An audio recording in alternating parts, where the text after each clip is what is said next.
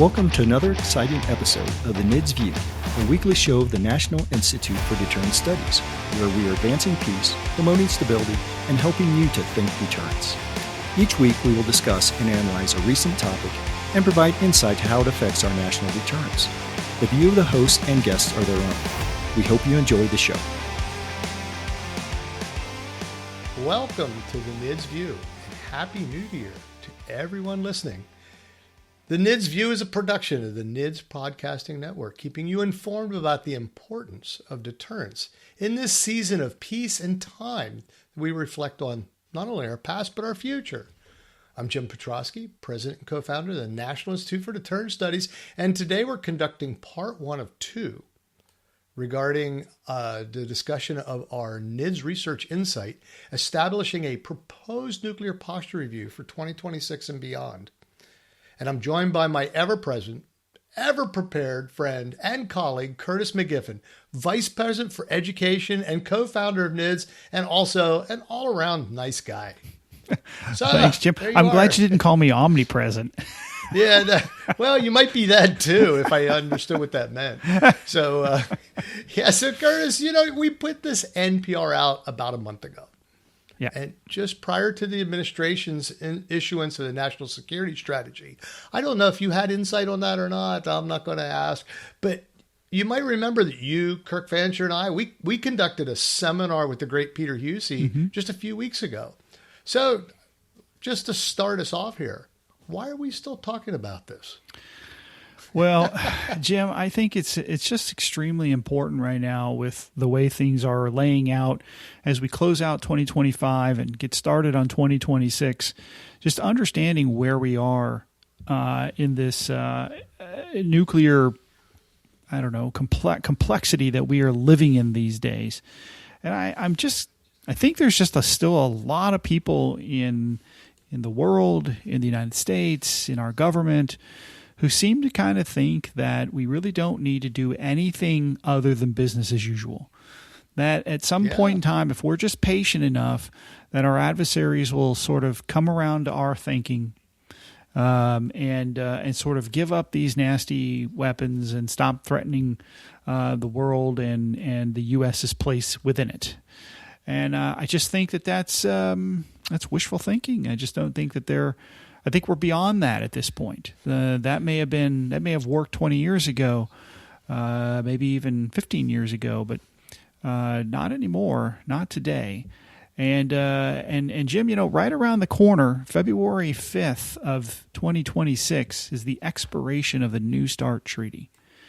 And it'll be over. Our treaty with whom? That's a good. So I get your point. So there's this treaty that we signed with Russia, and many people still believe we're in this treaty, but well, we are. Yeah, and that the Russians are still good partners, and that we should just snap our fingers and with a handshake extend the treaty with a handshake over another year. And this would be folly, and we'll kind of go through some of that today. I think there was a very, very interesting Senate testimony by Rose Gottmuller and Marshall Billingslea on the 10th of December. You can watch it on YouTube. It's entertaining and mostly informative, and two very, very smart, experienced people. Representing two sides of the argument, but have come together. They were both on the Strategic Posture Commission, and so they both agreed to those findings that came out in late 1983 on that Strategic Posture Commission. And so now we're still sort of wrestling. It's been 2 years, Jim, and we're still admiring sort of the recommendations, and no one has really done enough to turn the corner on this. And since we're getting started on this, Jim, I'm going to Ambassador Billingslea, who was part of Trump administration 1.0's arms negotiating team, gave quite an interesting testimony out there, and he said two things that I found very interesting. One of them is that if we were to just extend the New START treaty another year, we would essentially provide relief to the Russians because they're worried about what we're going to do essentially here after February 6th, and they're already not following the treaty, right? They suspended it. Yeah, I was going to say, if they're really worried about it, they should check the treaty Right. that's in the language what we're supposed to be doing. Exactly. And to her credit, Ms. Gottmeier clearly points out to the Senate that she called it seizing the treaty, like seizing it, like stopping it. It is not in the treaty language and is thus a violation of the treaty. But in the same testimony, she says that it would be beneficial to the arms control world if we were to go ahead and take this offer and extend on a handshake another year. I don't understand how we compute that a handshake agreement with Russia, who cannot negotiate a peace over Ukraine, is somehow more trustworthy with nuclear weapons. Or an agreement with nuclear weapons. I don't know. It just doesn't make a whole lot of sense to me. And so Ambassador Billingslea said we shouldn't do that. We shouldn't give them a leg up. And by doing that, it would hamstring us in the other things that he thinks we should do. And in his testimony, Jim, he mentioned a few things. I'm going to highlight them here, and we'll be interested to get your comments on this. This is a discussion on our NPR. I promise we're going to get there. Oh, yeah. And he said, I'm ready. He highlighted for the committee a few of the most salient points. And he said, with urgency, we need to prepare to upload some or all of the nation's hedge warheads. That would be putting more warheads back on our missiles. Plan to deploy Sentinel ICBM in a MIRVed configuration. Increase the planned number of deployed long-range standoff weapons. These would be the new cruise missile for the bombers. Increase the planned number of B-21 bombers. I guess presumably from the 100 that are already programmed to some larger number. He doesn't give a number. Increase the planned production of the Columbia SSBN and their Trident ballistic missile systems. Look to field a road mobile ICBM. Prepare to put a portion of the future bomber fleet on continuous alert status. Develop plans and procedures to reconvert the SLBM launchers and the B-52 bombers that were rendered incapable of launching nuclear weapons under New START. That's why we can't extend that treaty, right? And prepare to keep operating the Ohio-class SSBNs past their current planned retirement dates. Jim, can you tell me what all of those recommendations that Ambassador Billingslea made to the Senate, where you could find an elaboration of all of those recommendations?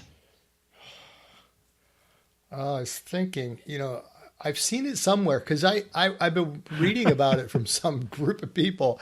I believe it was in our NPR that we sent out in our research insight. And, Curtis, what I think is funny, you went down this list before you jump back in because you sort of gave me this rhetorical question here because you knew I read it. I think I helped write it.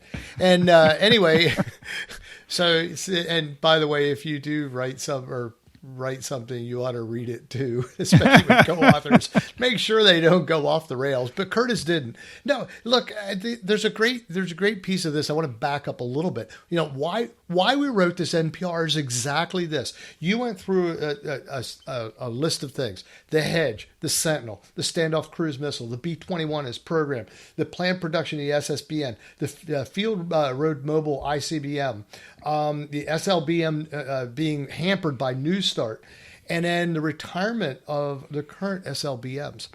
And one of the reasons why we exist as an organization is to make sure that the American public and the leadership at large are aware of what we do, what we as a nation do, what we as the military do, what the leaders do as a nation to deter our adversaries. And I'm going to guess if you went to your tomorrow at your New Year's celebration, and you have around here we usually use sauerkraut and pork is our thing. I come from a Germanic Polish background. Teutonic. Okay. Yeah, you got it. And so I come from that background, but when you're sitting down with your family, I'll bet if you ask around the table, how many people are aware that we have this hedge for our nuclear weapons? Mm-hmm. How many people are aware that the Russians are building weapons to launch their nuclear weapons that we have taken off the table and had available to us? These are the things I think that's most important, and why this NPR that establishes in such a way, and for those that heard me talk about the national security strategy, written in a way that the average citizen can read it and understand it. How many ways in which we can discuss this that people will understand that there's a lot going on, and our leaders have made these decisions in the past, but need to look to the future whether we're going to do it. Because our adversaries are taking advantage of some of these things. They really are. I would say, if our adversaries were saying, well, we're no longer going to have submarines, I'm going to go, that's an interesting thing for us. Oh, and we're also going to get rid of all our soldiers. That would be interesting. And we're not going to use technology. That would be, I'd start taking advantage of it too. We need to stop giving them that advantage. And so this proposed NPR was designed and again, great job in writing it. You and Kirk Fancher, primary authors on this, but a lot of people involved, I know. But the work that you guys did on this was to look at the real world from a realistic standpoint and open those up. And it's important for our adversaries, our citizens, our leaders, not just those of you out there in the audience in the deterrence community, those of you that go out and interact with other people in the community, to be able to describe these things. Because with that are informed citizens that understand us. Because I'll bet most people don't even know that our bombers are off alert. I really do. I think people think every time they see an airplane fly over and they go TWA, that means it's it has 3 weapons associated with it. I don't know. Does TWA even exist anymore? Okay. No, it was a joke. It fell flat apparently. Okay. But you get the idea that people people do not know that we don't do that anymore. That's important. I would say that, since the end of the Cold War, we have deterred with a dyad, not a triad, because the bombers are not on alert. And we become a triad when the bombers could be brought on alert. And so, we're, however you want to couch that, we say we're a triad because we could bring the bombers on alert at any one time. And look, this is it's all fun and interesting when we think about what we want in the future, but the reality is what we have now and what we have in the future that we're anticipating. All of the open intel that even the U.S. government is willing to tell us, which I think is still an incredibly low estimate, is China will have 1,500 warheads by 2035. You include that with the quote unquote 1,500 warheads that Russia claims to have, and if we only have 1,550 warheads and they're working together, how's that math work out for you? Yeah. And so we have to start from there. What is the position of strength? In no terms of competition is strength necessarily justified by saying a 60-40 advantage to the other side is somehow weaker. No matter how much technology we want to claim that we'll have, that our stuff is better, right? It still has to survive the first attack.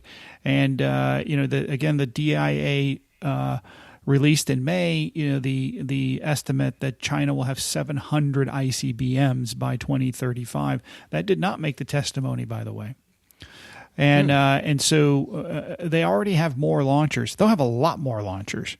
And if we're going to have a counterforce strategy going into the future, we need to have the forces capable of conducting a counterforce strategy.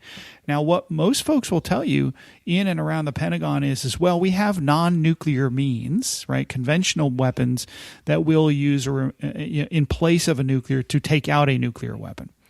And my response to that is great if you can get there, if you can make that happen. When we think about deep buried hardened targets, how many of those did we use in Iran? Of the inventory we had, the answer is most. And and oh, by the way, we'll have to have new weapons because those weapons, those massive ordnance penetrators, are probably not going to fit under a B-21. So you have to have new methodologies. And look, no one is saying that conventional weapons don't have a role play in deterrence. We've never said that. What we're saying is that we need to rely more, not less, on our nuclear arsenal for a number of different reasons. And our NPR, I think, really lays this out. And a couple of things before we move on, Jim, is that so the NPR is somewhat prescient. The NPR was written without knowing what the NSS, the National Security Strategy, right, which came out a few weeks ago, was going to ask for. In my opinion, I have an article that has just been released called The Case for Deterrence, What the 2025 NSS Got Right. That article sort of lays out sort of how it's what it describes as its deterrent needs and its nuclear desires, how this NPR really fits into that nicely. We wrote this NPR, Jim, with the understanding of this would be the implementer of the 2023 Strategic Posture Commission report. And I think for the most part it is. It might be slightly more aggressive than what they called for, but it acknowledges all the circumstances that they demand and as being necessary to ensure peace, stability, and deterrence in the future moving forward. And one thing's for sure, we can't keep doing business as usual as we look at this moving forward. And so I think this NPR does that, and it does so from a maximist or maximalist perspective, depending upon how you want to couch it, the opposite of deterrence, minimalism. And so what we do is the NPR clear-eyed and without apology sort of eschews all of that minimalistic design. Now, there are many out there, Jim, who will tell us that we don't need to match the numbers of our adversaries. And we can debate that on the periphery. What is parity, right? Is parity 1 for 1? Is parity, 0.98 for 1? What is parity? And again, we can argue around the periphery about how much conventional or technological advantage do we have that makes up for not having to have 1 for 1. But what we never think about when we think about parity is, what does the adversary think is parity? And the adversary thinks parity is superiority. Yeah. So. Yeah, no. So you're talking about parity, and we're going to get into numbers, and when we do part 2, we're going to get into some specifics of implementation. Right. And so, I want to back up a little bit because I think a couple of things that you mentioned are really important to understand why this NPR is so important to the nation. And that is that, and you see it really for those that haven't listened to, and I'll admit I did not read the testimony, but I have read it from the Honorable Ambassador Billingslea. And it highlights here the same thing that was a motivator for us in the new NPR, this proposed NPR. And that's this: the world is changing. And we are seeing what the adversary wants to do. When we start to see a very rapid rise in the number of nuclear weapons and the number of delivery systems and capabilities that are being put on the table. It's not just a numbers game with nuclear weapons. It's also a numbers game of how well you can deliver and where you can deliver and what ways you can deliver that end up causing confusion. What you were talking earlier about is what are the number you need, what to counterstrike. And of course, deterrence is we don't want to have to counterstrike. We don't want to strike at all. We want to bring about a fear in our adversary in such a way that they are going to just back off, stop, move the needle to some other direction in their national work. But right now, what you're seeing, especially in China, is you're seeing a very aggressive buildup in their nuclear weapons capabilities, as well as what is being forecast is a fair number of nuclear weapons that'll be on the table that they can use to change what we are going to do when they take actions. And that's their deterrence. And we need to keep that from happening. We do not want to be deterred from looking at our national interest, or worse yet, from having a country the way that we want to run our country. But if someone else is calling the shots, which is what seems to be happening right now with China, we have to do something aggressive. And so I don't care, numbers wise is one issue of this. And it really gets beat up too many times. People talk about nuclear weapons like, well, at one time we had X number of weapons and now we have so many weapons and we need X number. I don't know what that number is. I've said this many times on the podcast. I don't know what the number is. I know in the past, I know what the number was because it deterred the adversaries from taking action. So now we have to, the numbers game is a piece of this. But what I'm seeing our adversaries doing, and correct me if I'm wrong, Curtis, but I think we'll talk about it in part 2, is we need capabilities, multiple types of capabilities, so the adversary knows we're serious about delivery in multiple ways. So they have to change their strategy, and hopefully their strategy will be, let's just stop and go back to, a world order. Your thoughts there, Curtis? Yeah. So my thoughts here are this. So our adversaries are always utilizing their strategic arsenals and their non-strategic arsenals with regard to nuclear weapons. It is about gaining advantage. Mm-hmm. It is not balancing our power, our nuclear power. It might be about balancing our conventional power. Because they can't stand toe-to-toe with us against our conventional prowess, which I think could be viewed as somewhat destabilizing. But when it is about gaining advantage. This is why Russia builds novel weapons that circumvent the New START treaty, and they do so not because. Look, what's the spirit of a treaty, Jim? It's to be stabilizing, right? To stabilize the world, to be predictable, and to present. Here's just enough to ensure our safety. But no, when you build first strike weapons that circumvent the treaty, then the goal is not to create that stability. It's to create a destabilizing advantage. Yeah, you're destabilized at that right? point. And so we tolerate that. And we make excuses for it as a government. I don't care what administration you're talking about. And we've allowed that for all of this time, and it has now come to fruition, right?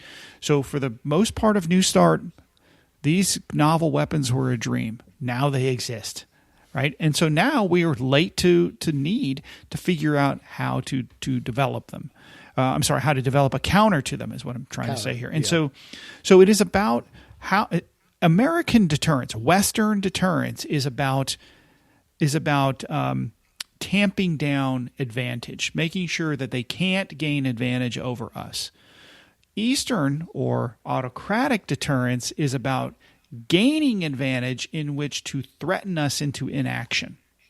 Okay, and these are two different perspectives in how the deterrence game is played, and to some degree they're almost yin and yang or counterintuitive or however you want to couch it, because in the end we're going for different goals, and so we continue to and that's, I guess what I'm trying to say is that's what business as usual is, and what we have to do is something different. And this NPR calls, I think, for some very different modes of thinking, some different modes of policy, and some different modes of force posturing.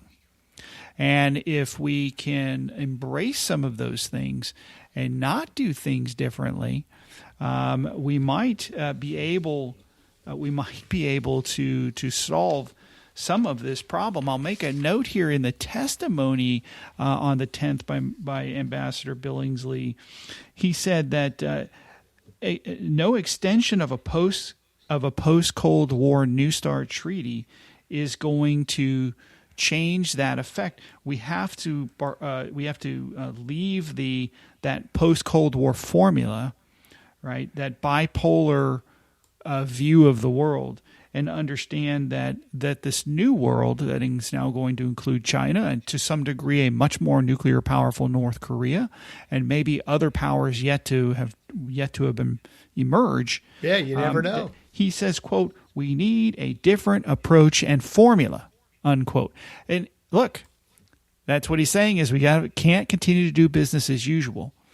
And what our 2026 NPR offers is exactly what the ambassador calls for: a different approach and a different formula. And I look forward to expanding on that in the next episode. Yeah, well, thank you. That's a good breaking point here. We've discussed sort of in part one most of the stuff surrounding the concept of the NPR proposed that we had created.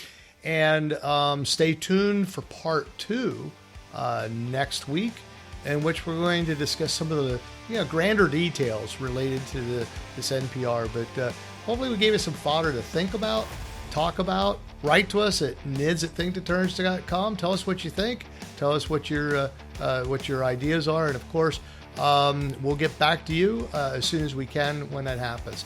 And so thank you to our listeners. Thank you for staying with us and hanging on till next week.